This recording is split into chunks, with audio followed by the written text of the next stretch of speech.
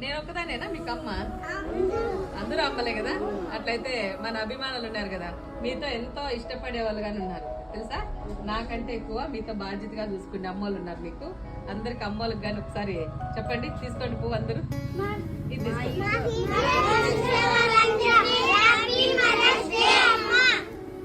అమ్మగారు అందరికీ కానీ పిల్లలు తెలియజేసినారు. ఎందుకంటే ఎంత చక్కగా చెప్తున్నారు చూడండి మన పిల్లలు. శైలమ్మ, ఐడియా ఎట్లా వచ్చిందమ్మా? నీకెవరు చెప్పినారమ్మా? తెలుసుకున్నావమ్మా బంగారు? ఎవరు చెప్పలేదంట, ఈ రోజైనా తెలుసుకుందంట.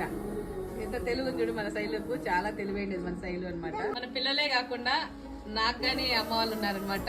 అందరికి హ్యాపీ మదర్స్ డే అమ్మ.